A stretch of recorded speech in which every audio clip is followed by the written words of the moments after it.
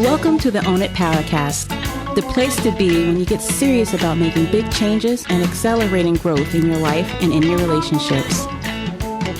Finally create the life you've always wanted, living life on your own terms. Learn how to take your fear and turn it into powerful choices that will create sustained change. Now your host, Mary Baker. Hey everyone, welcome back to the Own It Powercast, the place to come to get what you need to move yourself forward.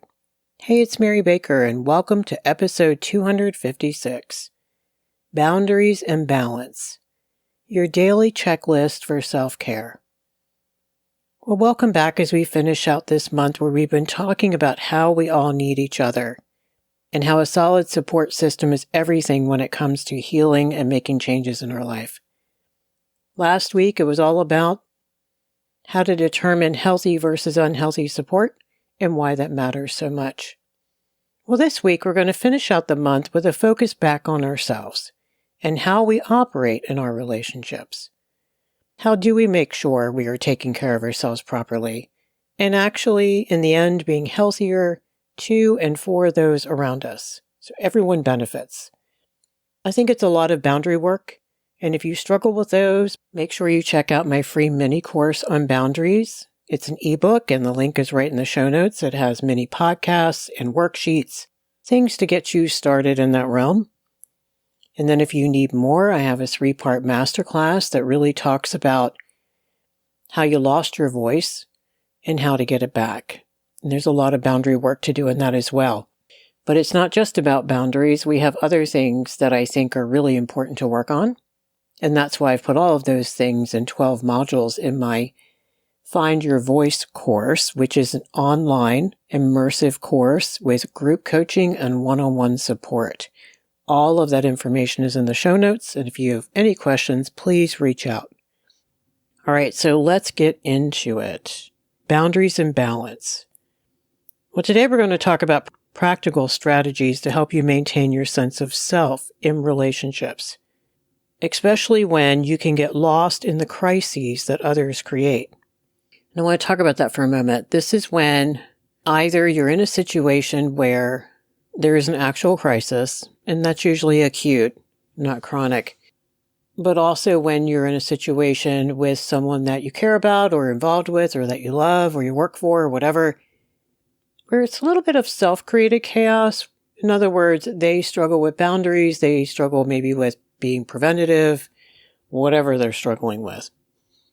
That could be a whole nother episode just on that. But it is an important variable. Because of course, if something awful happens and your friend breaks their arm, or their car gets totaled, or something happens, and it's out of their control and not their fault, of course we should step up and be there, absolutely. And depending on the level of crisis, maybe we should drop everything and be there for a moment. But we're not the end-all be-all for them, and we don't drop it completely forever. What we want to be really careful of is giving too much, doing too much, to our own detriment. Now, the crisis ones are easy to see, but actually what's harder is the frog in warm water. A lot of these situations are actually a slippery slope, where you start out doing a few things for someone, and then before you know it, 3.5 weeks have gone by, and you're over there 3 times a week helping out, and all of your stuff goes by the wayside. All of the things that you needed to get done for yourself goes by the wayside. That's what I'm talking about here. We don't usually lose ourselves in relationships where the other party has really great boundaries, for lots of reasons. We usually lose ourselves in relationships where that's not the case. And it's really important to look at this invisible stuff that happens and find ways that you can maintain your self-identity in relationships. Let's talk about why that matters so much. First of all, it's going to preserve your mental and emotional health. When you prioritize your own needs and boundaries, you're going to reduce the risk of emotional exhaustion and burnout.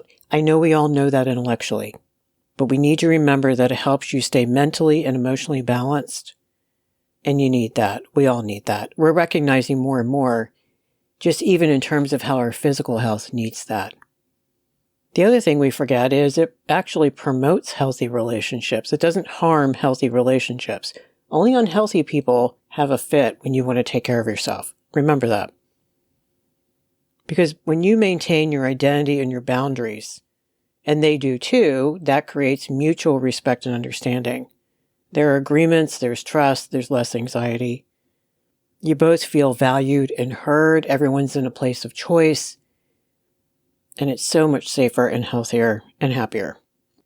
The other thing this does is it encourages your personal growth. Because when you keep a strong sense of self, it allows you to focus on your own goals and your own interests, not in a selfish way. When I'm saying all this today, this is not that we don't care for other people. It's not that we put ourselves first and don't feed our kids. No. It's about striking the balance. It really prevents codependent behaviors. When we have strong boundaries and self-awareness, it can really help us to not blur the boundaries, because codependent dynamics where one person becomes overly reliant on the other for their emotional needs and financial needs and sometimes physical needs, it becomes an enmeshed relationship and an imbalanced relationship. We really want independence, interdependence, self-reliance, boundaries, agreements, that kind of thing. The other thing that I don't think we think about enough is when we work on our self-care, we make better decisions. When you're in touch with your own values and your needs and whatever reality is going on for you at the moment, you're going to make better decisions that are more aligned with your true self. Think for a moment on this. Look back, maybe in the recent past or in the past, where you made your worst decisions. Look at the context. Look at what was going on around you. A lot of times it could be because you were not clear with yourself. You didn't have time to be with yourself. You didn't just trust your intuition, primarily. So we can all have moments when we did that, we can really kick ourselves, and that's what we're trying to prevent here. Now, of course, and this is another important aspect, if we are in a low-level fight or flight, like chronically, then it actually becomes harder to recognize when we're disconnected. Because in a sense, I think we're already disconnected. The term for this being stuck in our sympathetic nervous system response is called sympathetic dominance or chronic sympathetic activation. This occurs when our body remains in a prolonged state of fight or flight. And that could be freeze and fawn too. It's not just fight or flight. But it leads to continuous release of stress hormones like cortisol and adrenaline. The problem is those things were meant for momentary, a bear is coming at you, do what you need to do kind of thing. Or when you need to get out of bed in the morning and start your day. It is not meant for prolonged activation, because what happens is when we have that, we can have all kinds of physical and emotional health issues. Stress, anxiety, digestive issues, inflammation, weakened immune function. Okay, so let's talk about that for a moment, because I think it's really important. I don't think we talk about this enough. So cortisol is often referred to as the stress hormone. It's released by your adrenal glands in response to stress. So it plays a really essential role in helping you handle immediate threats. But the problem is that prolonged high levels of cortisol can really have detrimental effects. One of the things, especially the physical, with the inflammation, with chronic disease, has a lot of physical effects. And if you want to go look for that, go look that up. I'm not going to cover those too much here on the show because I want to take a different angle. I want to talk about the effects on your self-awareness. When you're in fight or flight, you have reduced emotional awareness. And again, all of this is because when you're hyper-focused on something, you're not supposed to be paying attention to all the other things in your environment. That's why you lose your peripheral vision.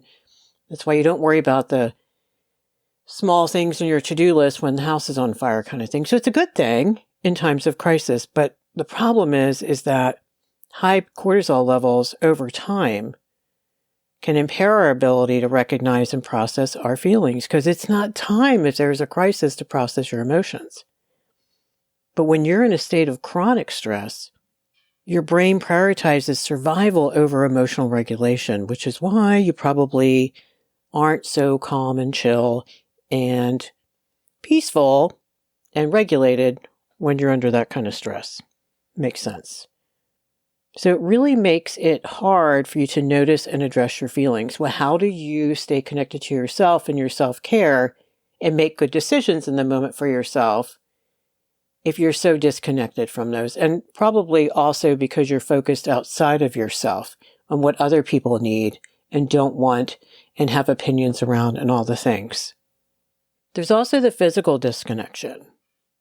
We're not going to notice, or we're probably going to ignore signs of physical fatigue, some pain, and possibly other health issues because, hey, our brain is focused on staying in go mode because it needs to handle, or it thinks it needs to handle, perceived threats. So this can also affect our prefrontal cortex, which is the part of our brain responsible for decision-making and self-control. This can really lead to some impulsive actions and difficulty making thoughtful, well-considered decisions, aka thinking about the consequences, the long-term consequences of doing something or not doing something. And then, to make it even more fun, sleep disruption happens because it can really hurt our sleep patterns. We can not get deep enough sleep. We can have a lot of waking. It's hard to fall asleep. And that really makes it hard to be grounded, know what you need, know what you feel, and make thoughtful decisions and not be reactive. I think it's only when we get time away from the person and or the stressor can we have some clarity. I notice this often. I notice that it begins to happen when my clients get away for a few weeks, get some limits around their exposure maybe to the unhealthy situation or the person, along with spending more time and energy in healthier environments. So it's kind of like you get out of the house with that slow carbon monoxide leak and you can actually breathe. You didn't know you couldn't really breathe well or why your headaches were happening in the house until you got out. So high cortisol levels are a big deal and also just another strong reason to really work on our self-care and do the hard things in our life sometimes to make sure we can honor that. Because we really need to be vigilant. And that is why I thought it might be helpful to have a daily checklist. Because even if you know all these things, you've heard them a million times, that's great that we know them, but if we don't practice them, it's not helpful. Because remember, we can rationalize very, very well. We can tell ourselves and other people all kinds of stuff. Oh no, I'm fine. This is great because. But if we have to check in, like really check in with ourselves and with people who aren't easily fooled, who love us enough to tell us the truth, it's going to be hard to rationalize and make excuses. Okay, so the whole gist of this daily checklist is to get back in touch with you, to reground, to get out of the house where you can't breathe, so to speak, to prioritize your well-being and try to navigate your relationships in a more healthy and mindful way, especially the one that you have with yourself. And that's what this is. So in order to do these things, you're going to have to take time and make a commitment to setting aside that time and holding it sacred so you can make that possible. This doesn't have to be all morning. You could take 10 minutes to start. Find ways to make this manageable is what I recommend. So the first one is a morning reflection. So even before our feet hit the floor, or maybe they have, and we're sitting down with some coffee or tea before we've gotten into our day, we start setting our intentions. So start your day by setting clear intentions. Ask yourself, what do I need to accomplish for myself today? This could include personal goals, maybe some self-care activities, or professional tasks, or all the above. And be focused on why they matter. Remember that. It's going to be too easy for you to push them off your list if you don't focus on why they're important to you. That's also how you continue to hold on to yourself. You hold on to your why. Then do some affirmations. Use some positive affirmations to reinforce your boundaries and your self-worth. Say things like, I really try to honor my needs and respect my own boundaries the best I can. Do you hear how I said that? I didn't make it absolute. You're going to screw up. Sometimes you're going to do better than other times, and who cares? What matters is that you're trying.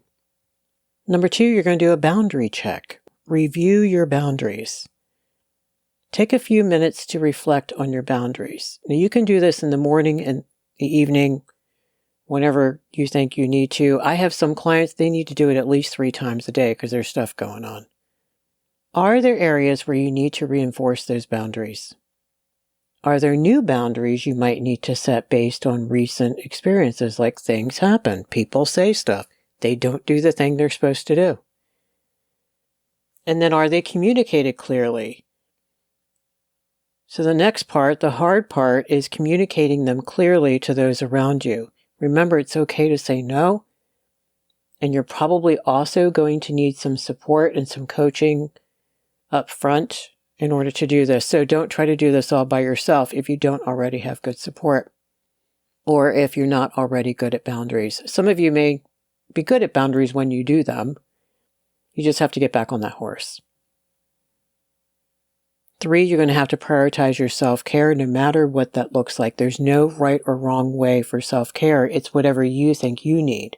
And part of you tapping in and trying to pay attention to the little whispers around what you might need in the next moment, in the next hour, in the next week, is getting back in touch with who you are. It's how you know.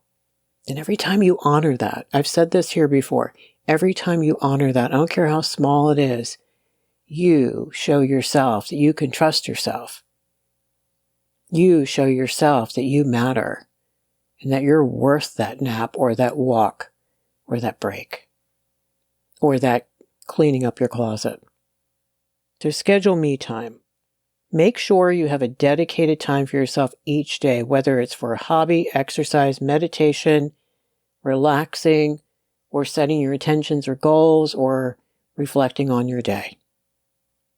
It's all self-care. The next thing you want to do is do a continuing assessment of your interactions with other people. Now, this is not for you to ruminate or obsess over or be really hypercritical of yourself. I want you to take a neutral position and say, that's interesting. Look what I did. Okay, well, that wasn't fabulous. Okay, well, that was all right. That kind of position. But you want to take a few minutes to think about your interactions with others that day. Are there relationships that consistently drain you? And why? Try to look at any patterns and consider ways to address them. Think about how healthy that other person is. Think about what they have going on. Think about maybe you have tried to be all of their support, maybe. Okay? Just do an assessment.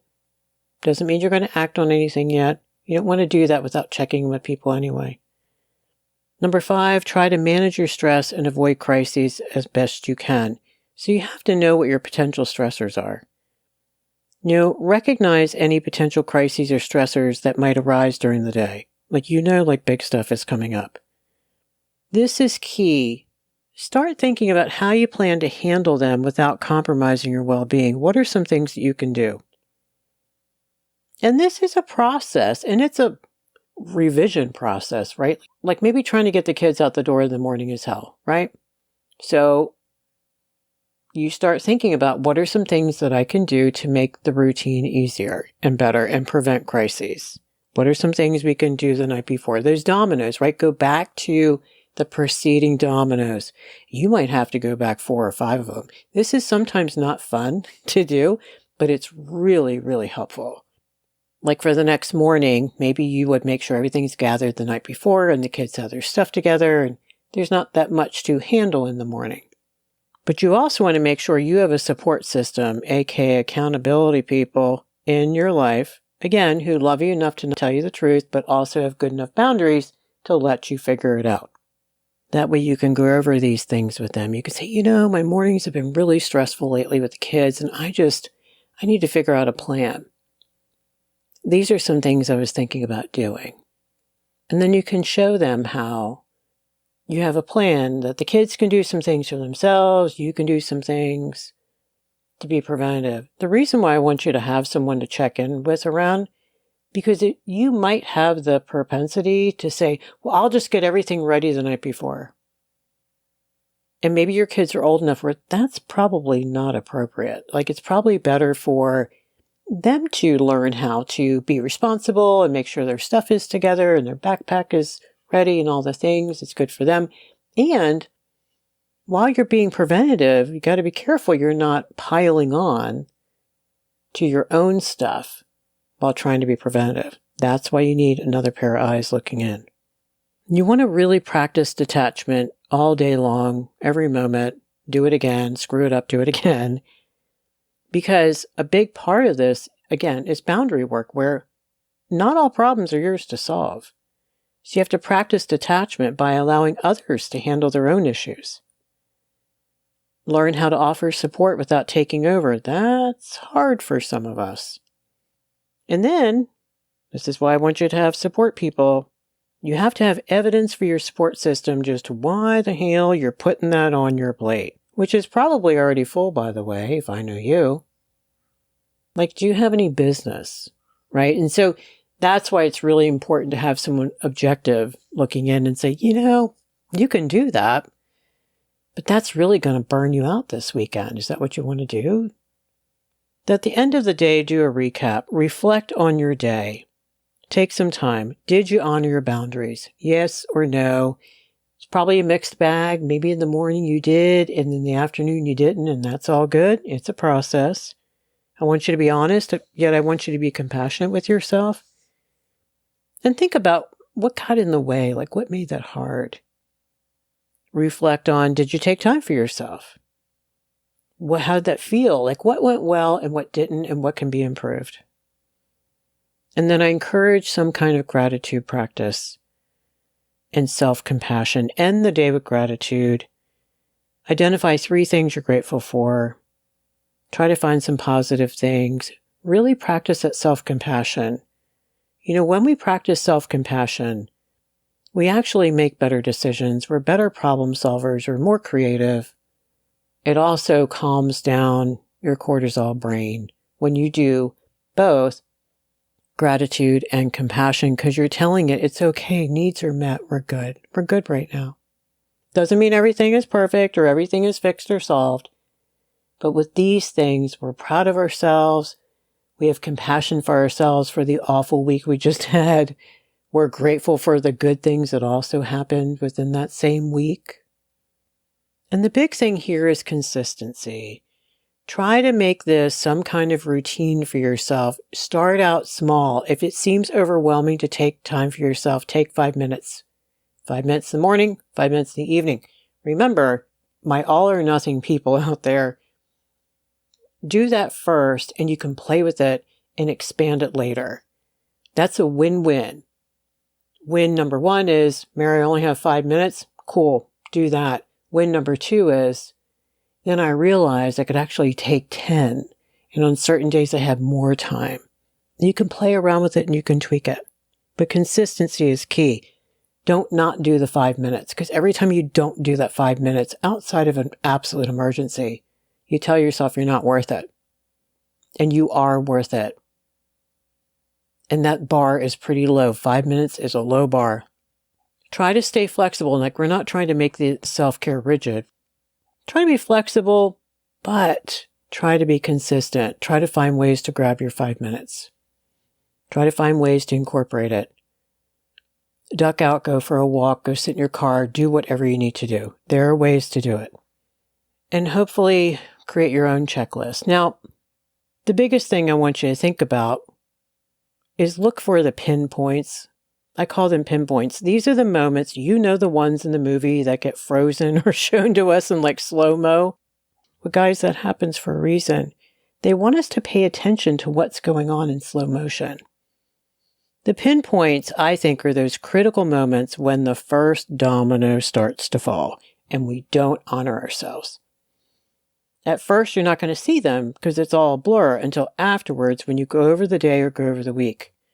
But I want you to do this. I want you to do this reflection all the time, because the more you practice looking for these pinpoint moments, the better you're going to get at spotting them. And imagine this, at some point, pun intended, you're going to get out in front of them the best you can.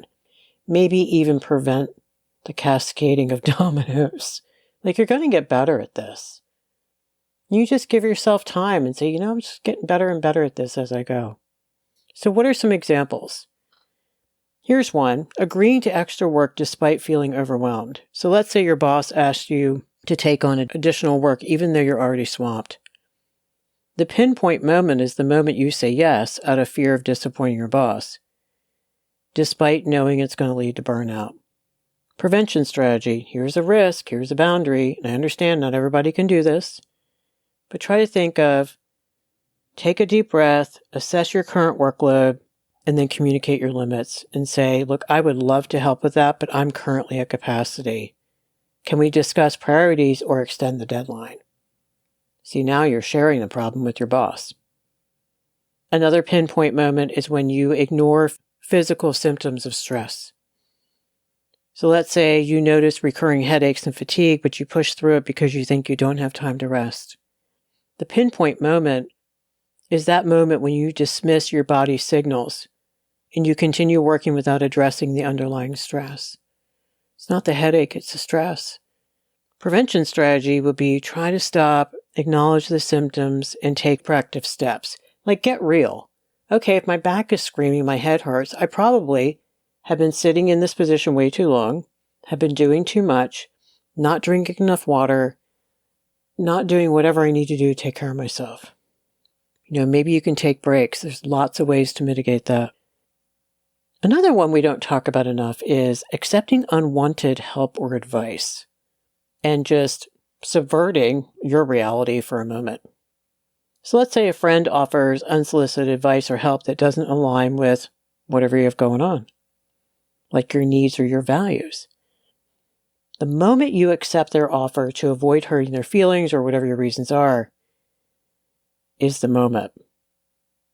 Instead of doing that, try to thank them for their concern, but assert your own needs. Say, I really appreciate you mentioning that and, extending that offer, but I think I'd like to handle it my way.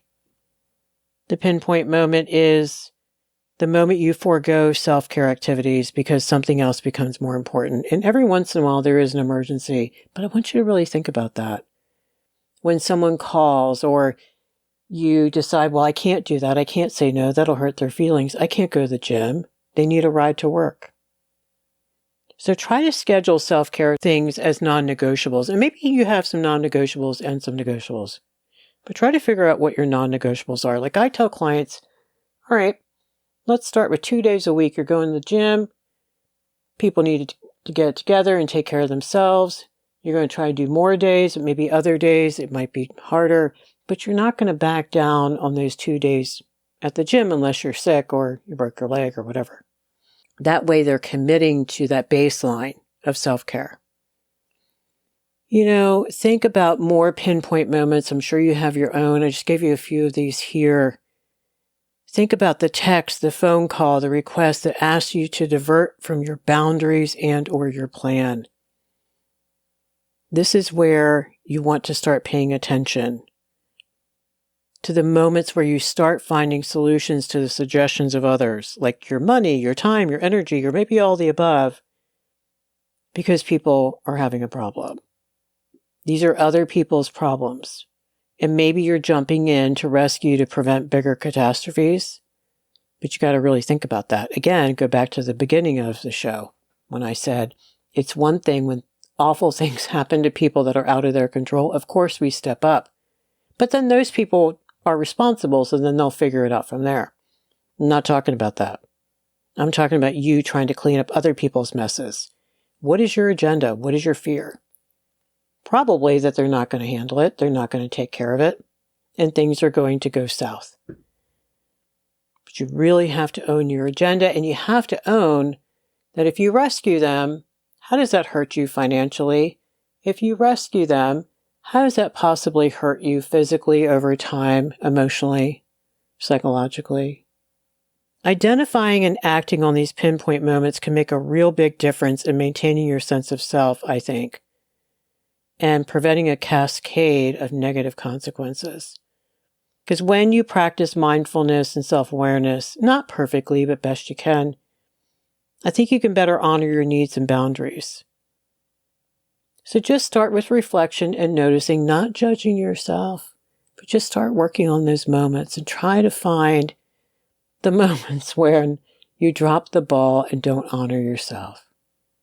You're going to find ways to hold on to that ball while still being a good person, because it helps other people over time when we take care of ourselves. If you don't believe me, think for a moment right now.